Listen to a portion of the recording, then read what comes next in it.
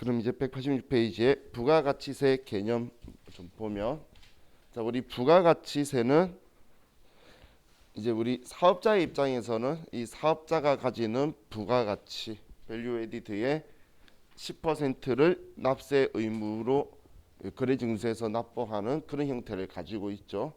우리 최종 소비자의 입장에서는 물건 가격의 10%다라고 하고, 또 우리 거래 징수하는 금액도 물건 가격에 내가 판매한 금액의 10%지만 우리는 소비형 부가가치세로서 우리 사업자 단계에서는 세금을 부과하지 않고 자기가 부담을 전혀 하지 않고 최종 소비자만 부담하고, 사업자는 자기가 가진 우리 거래 단계에서 부가가치의 10%를 납부하는 형태였죠. 그래서 우리 다단계 거래세라는 표현도 같이 이야기를 했었어요. 자, 그러면 우리 부가가치세의 특징 중에서 일반 소비세라는 특징이 있는데, 이건 부가가치세법에선 아주 중요한 특징이에요. 그 이유가 우리는 면세 항목이라는 걸 같이 봤었는데, 부가가치세 매출세액을 부과하면 안 돼 면세 항목을 우리가 법전에 적어 놓고, 그 항목이 아니면 전부 다 부가가치세를 부과해라라는 일반 소비세 형태를 가지고 있다라고 했죠.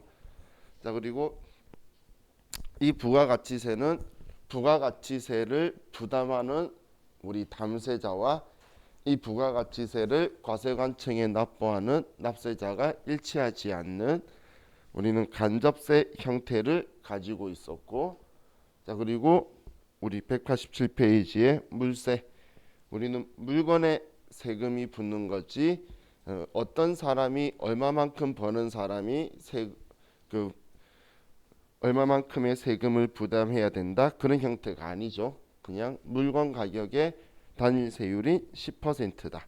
자, 이렇게 붙을 거고, 다음 전단계 세액공제법. 자, 이거하고 비슷한 글자가 전단계 거래공제법이었는데 우리나라는 전단계 세액공제법을 채택을 하고 있죠.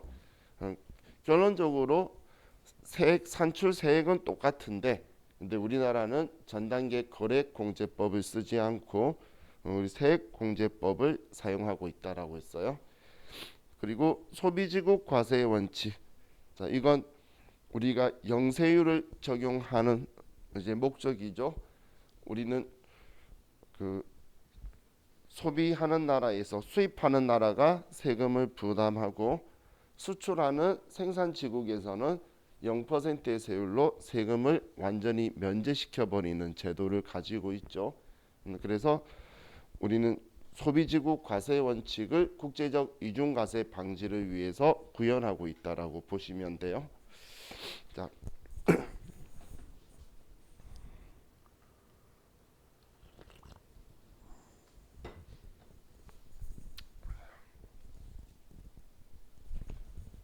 우리 이 구조 하나만 볼게요. 자, 보세요.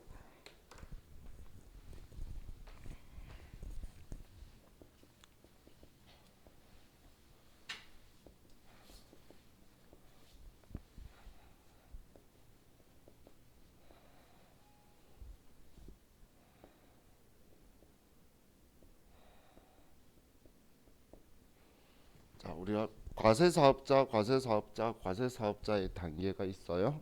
자, 그럼 자, 이 단계에서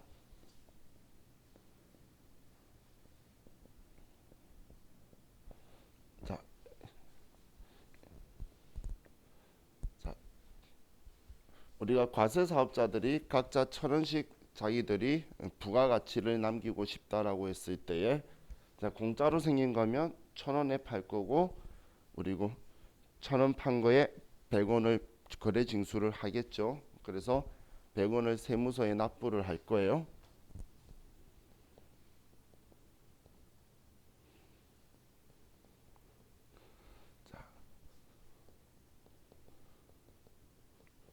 그럼 이 과세 사업자도 우리는 전단계 세액공제법이니까 200원의 매출 세액을 받아서 100원에 자기가 부담하면 안 되는 부가가치세를 세금 계산서에 확인을 받고 100원만 납부를 하겠죠.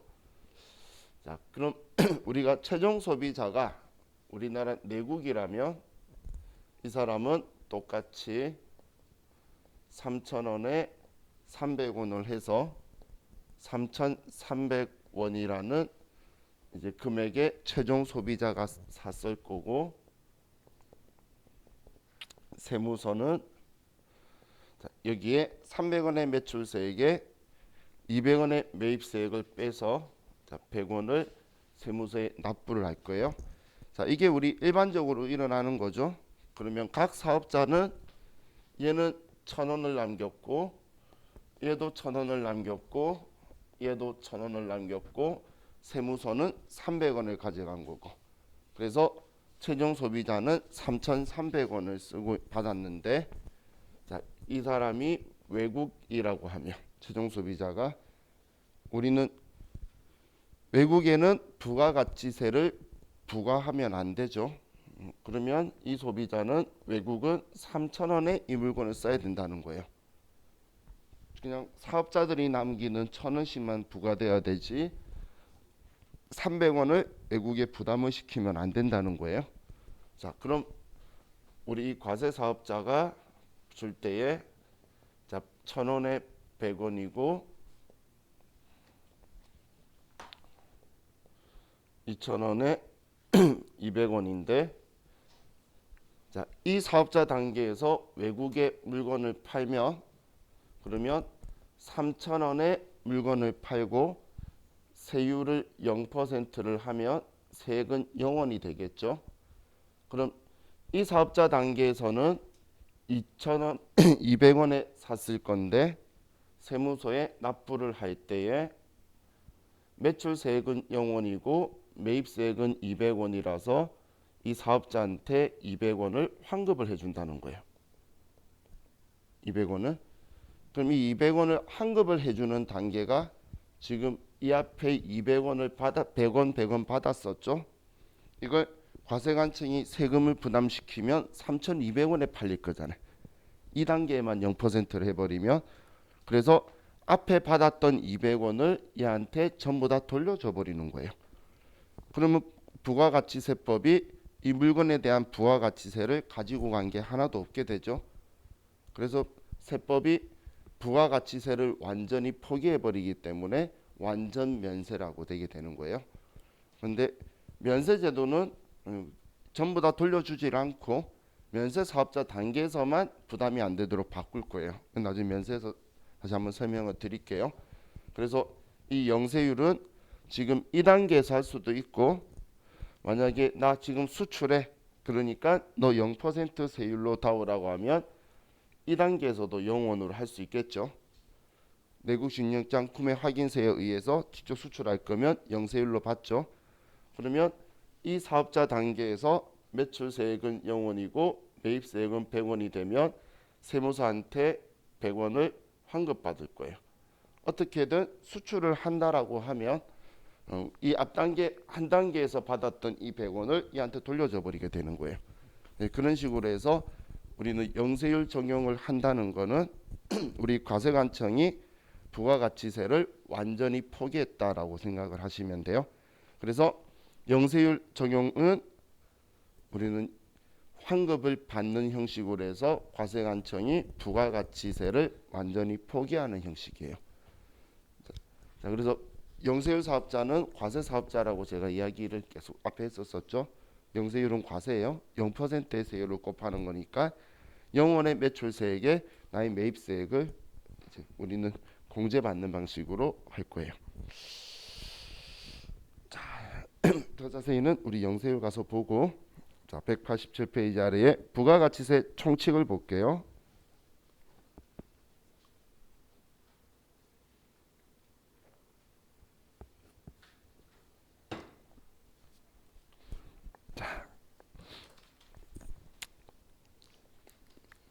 납세 의무자의 납세 의무자를 부가가치세법은 사업자라고 부르죠. 그러면 이 사업자의 요건은 우리 영리 목적 유무를 불문하고, 그리고 우리는 계속적 반복적으로 우리가 재화나 용역, 과세 대상 재화나 용역을 공급해야 되고, 그리고 종속적인 관계가 아닌 독립적인 우리가 존재하지만 가능하다라는 게 우리 부가가치세법상의 사업자의 요건이죠.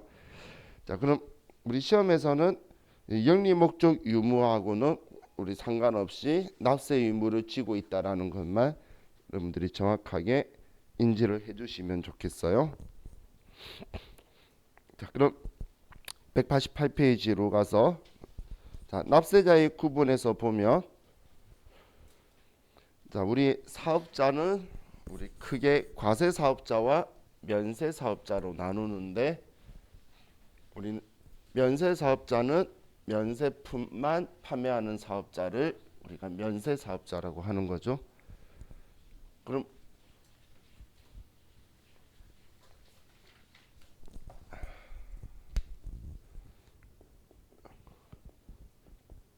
과세 사업자와 면세 사업자가 있는데 면세 사업자는 면세품만 파는 사업자고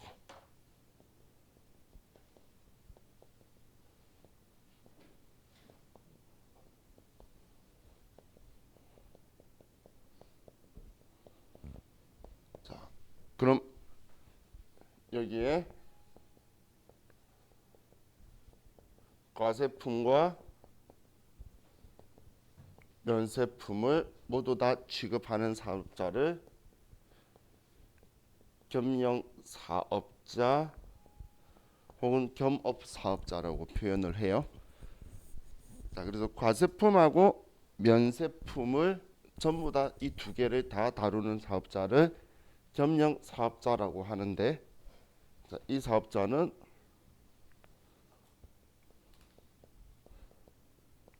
과세 사업자예요.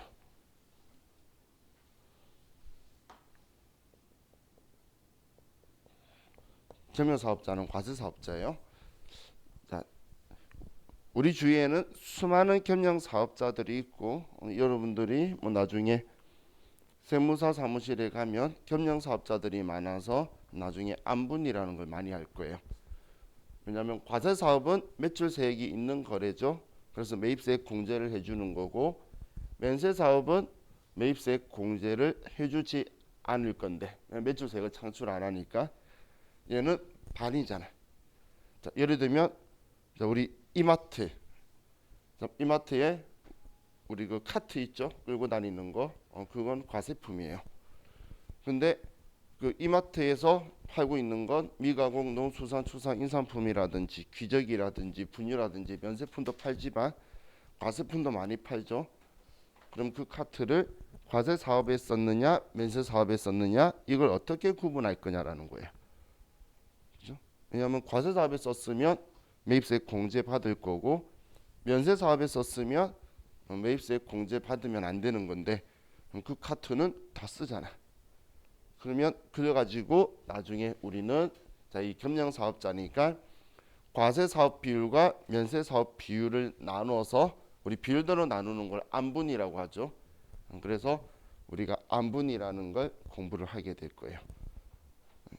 정말 부가가치세법은 철저하게 매출세액을 창출되는 일에 대해서만 매입세액 공제해주고 뭔가 일을 해주는 거지 우리 매출세액을 창출하지 않는 거에는 매입세액 공제를 절대 받으면 안 되도록 꽉 잡고 있다고 보시면 돼요.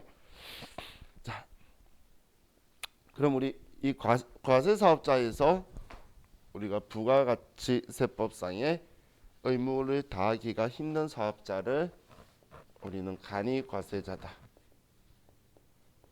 그리고 일반적으로는 일반과세자다. 이렇게 구분을 하고 있고 이 둘의 구분은 연매출의 4,800만 원을 기준으로 해서 4,800만 원 미만이냐 이상이냐에 따라서 우리는 이 기준점이 나눠지게 되죠. 자, 그럼 간이과세자는 과세 사업자는 맞는 거예요.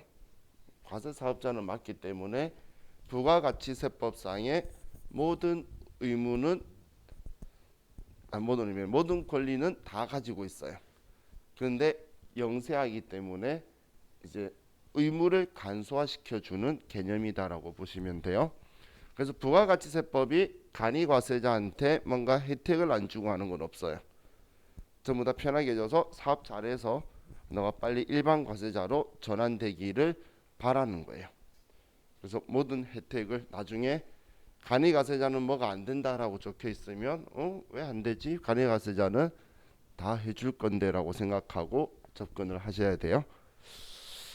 자, 그럼 우리 과세기간을 보면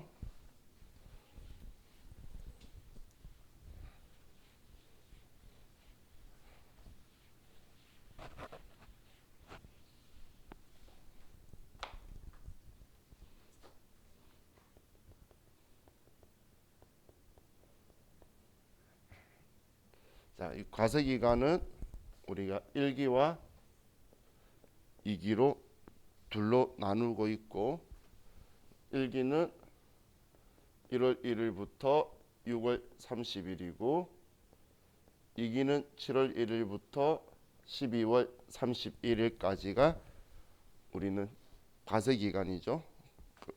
이제 우리 중간에 있는 기간은 임시기간이에요. 예정신고 기간은. 그래서 과세기간은 무조건 6개월이다라고 생각을 하시고 부가가치세법은 과세기간을 기준으로 하는 거예요. 과세기간을 기준으로. 자, 그래서 우리가 표현할 때에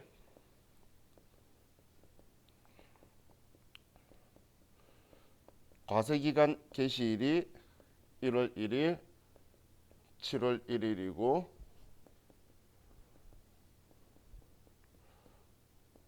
과세기간 종료일이 6월 30일, 12월 31일이 돼요. 그럼 우린 임시 성격 기간으로 예정 신고 기간 종료일을 가지고 있는데 얘는 3월 31일, 9월 30일을 예정 신고 기간 종료일로 임시 기간을 두고 있는 거예요. 이 날짜를 만든 목적은 부가가치세를 빨리 징수하기 위해서 순수하게 그 목적으로 만들었다고 보시면 돼요. 자, 그럼 우리는 일반적인 법인들은 자, 그럼 이렇게 두면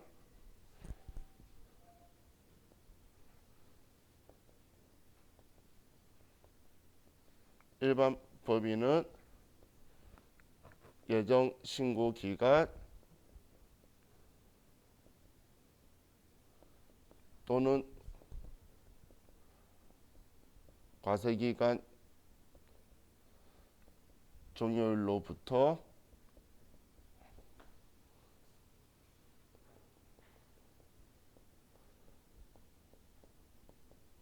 다음 달 25일까지 부가가치세를 신고하고 납부를 할 거고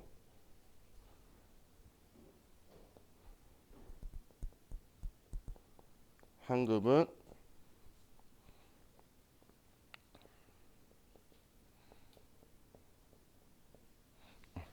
강간적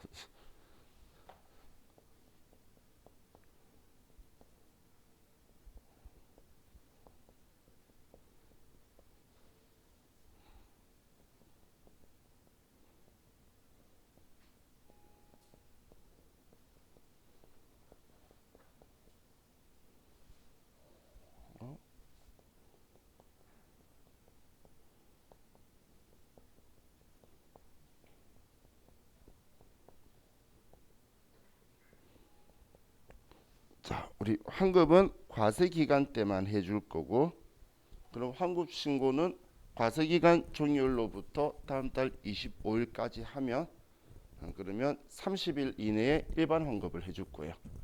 그래서 1기에 대해서 환급은 예를 들어 1월 2일 날 물건 산 거에 대한 환급은 8월 24일 날 된다고 보시면 돼요. 그게 우리 과세기간 종일로부터 다음 달 25일까지 신고를 하면 신고일로부터 30일 이내에 줄 거예요. 납부는 신고하는 날 내야 되는데 환급은 신고한 날로부터 30일 이내에 해주게 될 거예요. 자, 이게 일반적인 법인인 거고,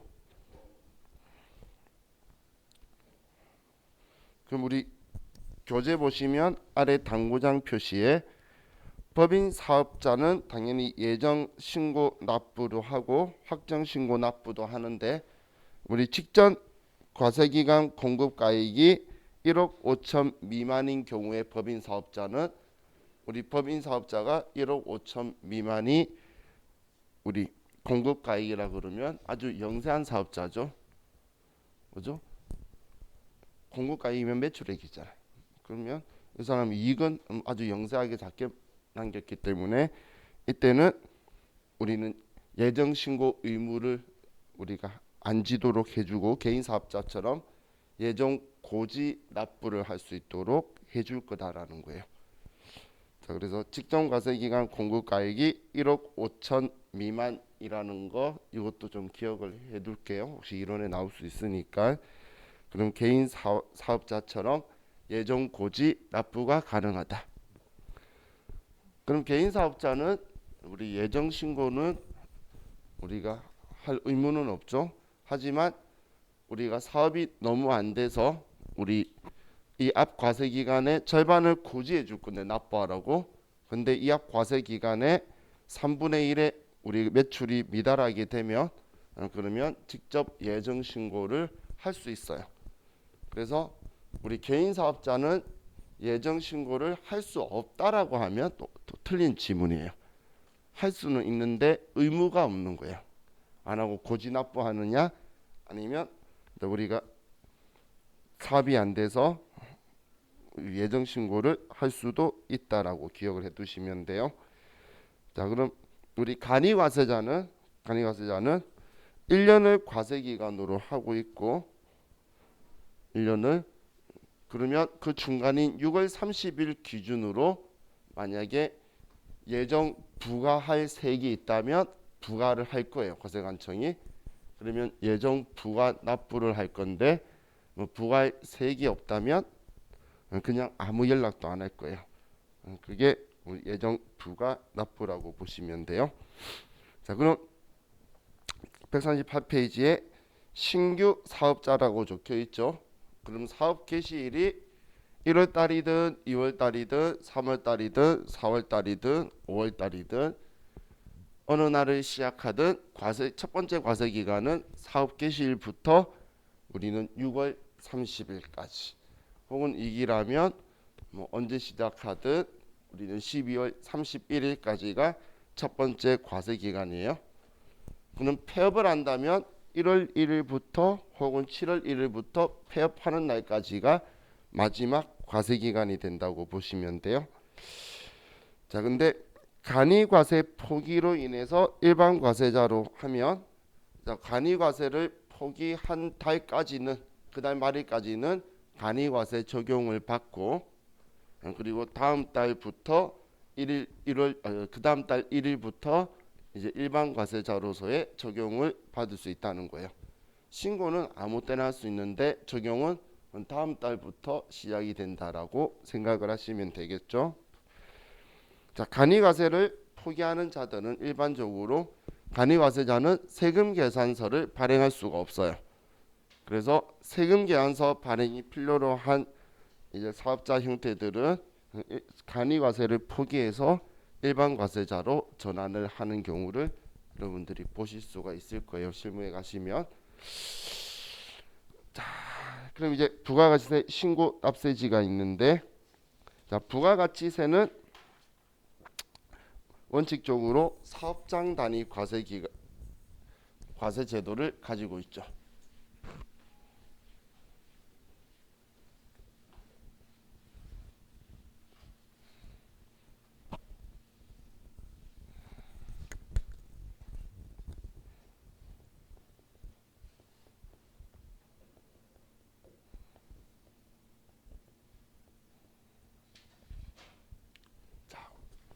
우리 부가가치세법은 원칙적으로 사업장 단위 과세 제도를 띄고 있는데, 이 사업장 단위 과세 제도는 각각 사업장마다 사업자 등록증을 내고, 그리고 부가가치세 신고를 등록 번호별로 각각 신고하고 납부하는 게 원칙이라는 거예요.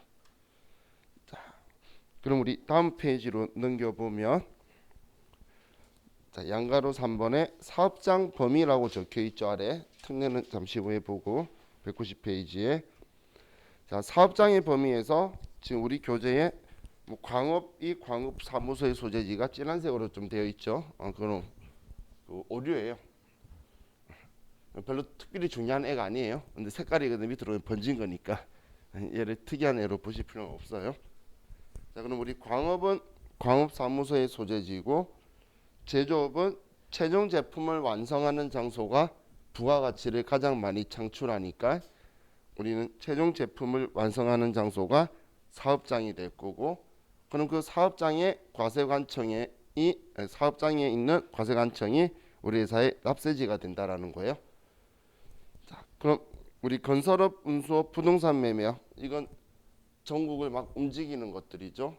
그러면 우리는 법인이라면 우린 법인 등기부상의 소재지를 우리는 사업장으로 볼 거고, 개인 사업자라면 업무를 총괄하는 장소를 사업장으로 볼 거예요. 하지만 우리 부동산 임대업의 경우에는 우리 부동산이 움직이질 않죠. 우리 뭐 땅의 주인 임대업자만 변할 거니까, 그러면 우리는 부동산의 등기부상의 소재지를 가지고 우리 사업장으로 볼 거라는 거예요. 자, 그리고 우리 무인 자판기를 하는 경우에는 우리는 업무를 총괄하는 장소를 사업장으로 보고 있을 거고, 자, 그리고 제일 마지막에 보시면 다단계 판매원이 공급하는 사업이 있죠. 그럼 다단계 판매업자의 주된 사업장 소재지가 우리는 사업장이 될 거예요. 납세지가 되고, 자, 그리고 사업장이 없는 경우에는 우리 사업자의 주소지가 사업장이 될 거다, 이렇게 생각하시면 돼요.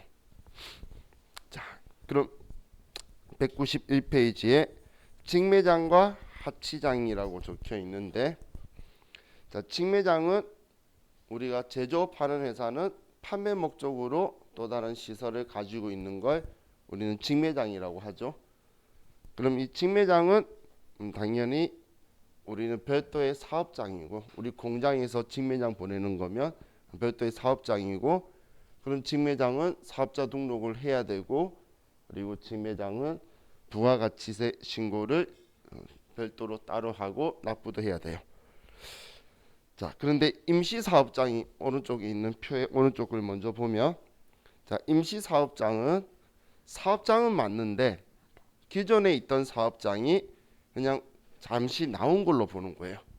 그래서 별도의 개별적인 사업장은 아니고 직매장이 이제 일부가 잠시 나왔다는 건데, 자, 이렇게 우리가 하려면 우리 임시사업장 개설한 날로부터 10일 이내에 우리는 임시사업장 개설 신고를 해야 돼요. 그리고 이 임시사업장을 이제 그만하게 되면 우리는 임시사업장 폐쇄일로부터 또 10일 이내 신고를 해야 돼요.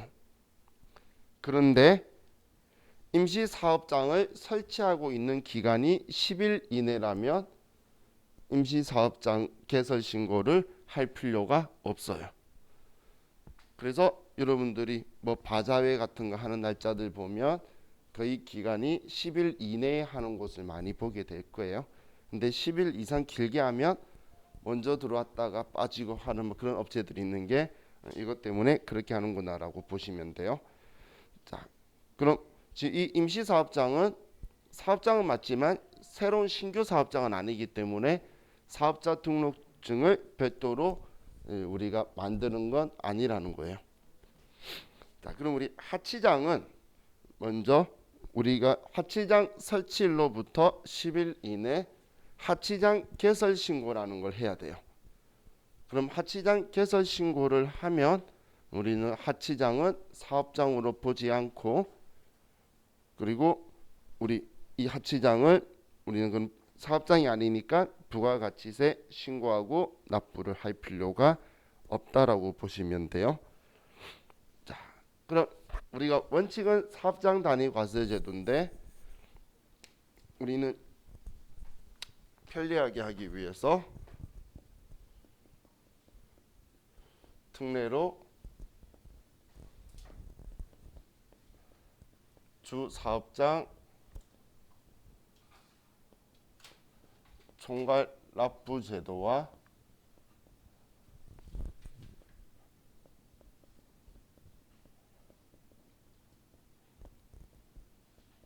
사업자 단위 과세 제도하고 이렇게 두 가지의 특례를 가지고 있죠. 얘가 원칙인데 얘가 특례로 가지고 있고, 자, 주사업장 총괄납부 제도는 특징이 부가가치세 신고는 사업장별 각각 하는 거고 납부만 주사업장에서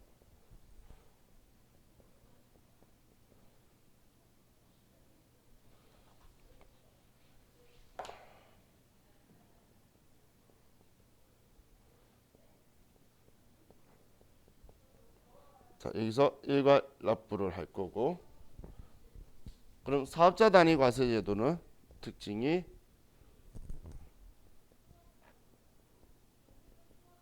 사업자 등록번호를 일치시키고 그리고 사업장별로 종사업장 번호를 부여할 거예요. 그렇기 때문에 부가가치세 신고하고 납부를 전부 다 주사업장에서 일괄 처리를 다 할 거예요. 신고하고 납부를 전부 다.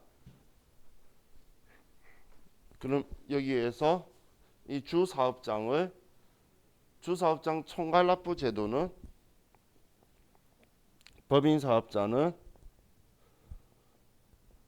본점이나 지점 중에 선택이 가능하고 개인사업자는 주사무소만 가능해요. 그런데 사업자 단위 과세 제도는 얘는 주사업장을 법인이든 개인이든 전부 다 본점만 가능해요.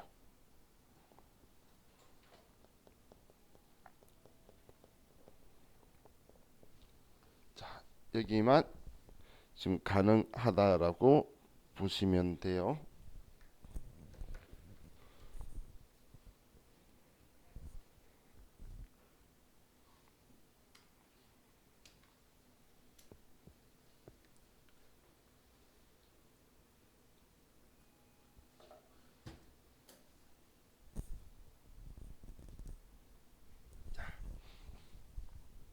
그럼 우리 교재 191페이지에 보면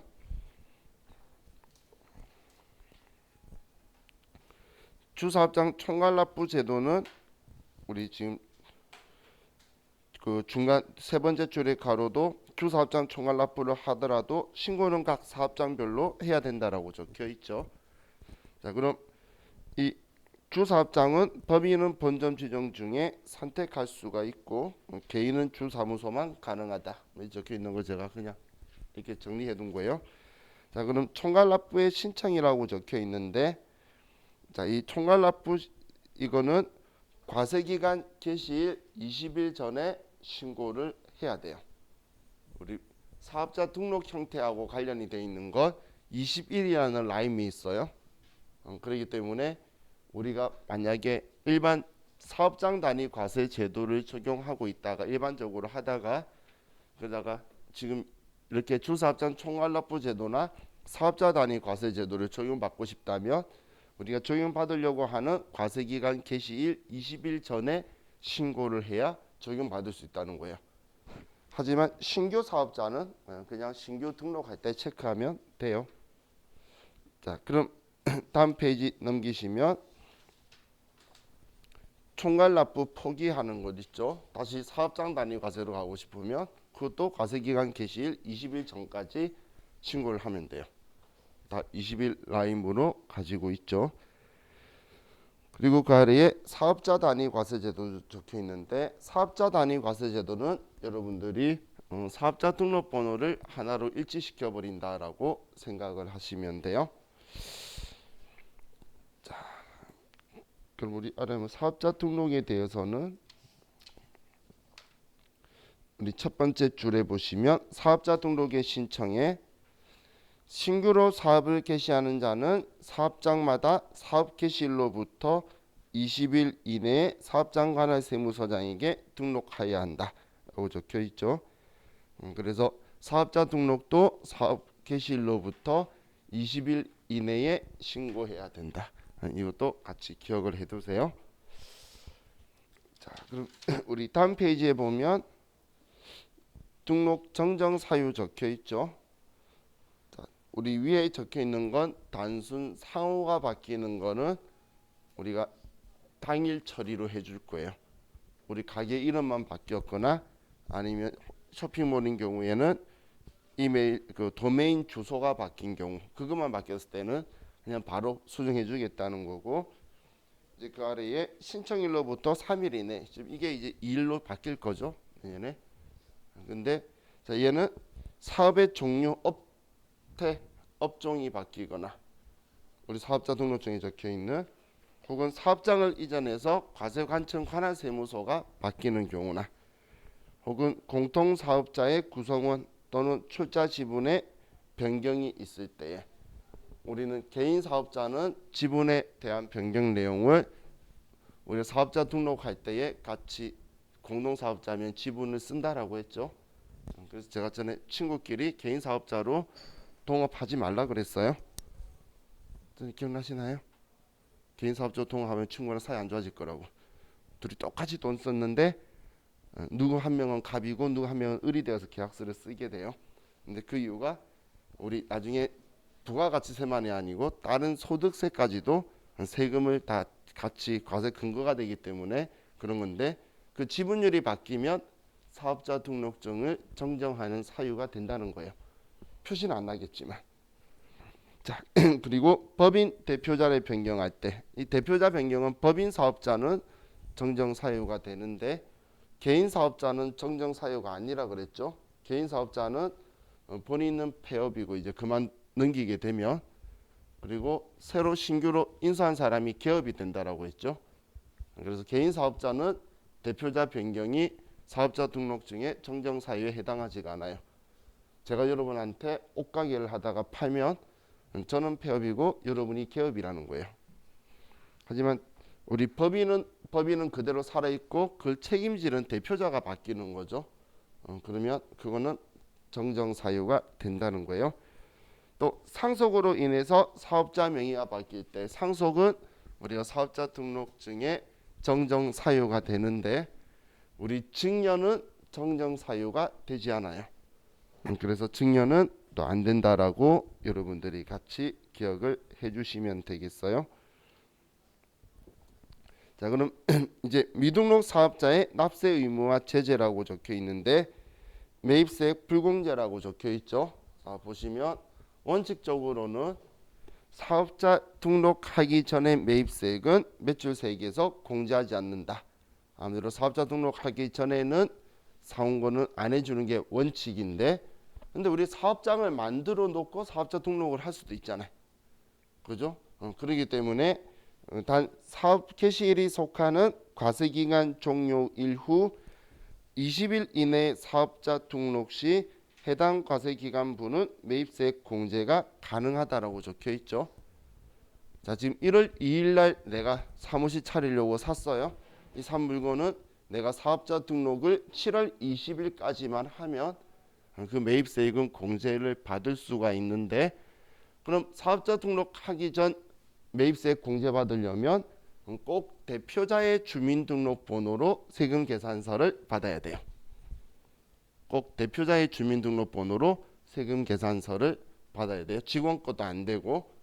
그리고 사업자 등록증 발급받기 이전까지만 되지, 발급받은 이후에는 대표자 주민등록번호로 세금계산서 받는 건 되지 않아요. 그래서 사업자 등록 전까지만 대표이사의 주민등록번호로 세금계산서를 받은 거는 매입세액 공제를 받을 수 있다라는 거예요. 그럼 너도 나도 전부 다 사업자 등록은 늦게 하겠죠. 그래서 매입세 공제해 주는 거지, 늦게 했다라고 해서 매출이 일어나면 매출한 공급가액의 1% 가산세는 있어요. 벌금 성격에. 하지만 매입세 공제를 다 안 해주는 건 10%니까 너무 과하죠. 그래서 공제는 해주는데 이제 매출에 대해서 가산세 성격을 가지고 1%를 나중에 부과하게 될 거예요. 아래 미등록 그리고 허위 등록 가산세 적혀 있는데, 우리가 실제적으로 사업을 하지 않거나 아니면 다른 사람 명의로 등록을 하면, 그러면 이거에 대해서 우리는 가산세가 부과가 될 거예요. 일반적으로 이런 분들이 있죠. 아마 여러분 주위에 뭐 남편이나 남자친구가 우리 어머니 이름으로 해가지고 개인 사업을 하시는 분들이 있어요. 왜냐하면 이제 나이가 좀 있으시고 여성분이면 세제특이 있거든. 그러니까 어머니 명의로 차려놓고서 하는데, 근데 시즈 사장은 뭐 자기 오빠나 남편이 하고 있겠죠. 그러면 나중에 이게 허위 등록 가산세 대상으로 해서 총 매출액의 1%가 날라올 거예요. 근데 그거에 대해서 또 각오를 하고 그거보다 효익이 크다고 하시는 분도 있고 모르고 하시는 분들도 있는데, 근데 당연히 허위 등록을 한 거죠. 부가세법 입장에서는. 자, 이렇게 보면 이제 우리 저와 같이 기본적인 내용들은 봤고, 이제 좀 쉬었다 할 건데, 이제 199페이지의 과세거래에서 이제 우리 전에는 간주공급을 잠깐만 봤었었죠. 이번에는 우리 간주공급이 매입매출 전표에 엄청 자주 나와요. 그래서 간주공급 분개하는 거하고도 같이 좀 보면서 내용을 나갈게요. 자, 우리 쉬었다가 199페이지부터 갑시다.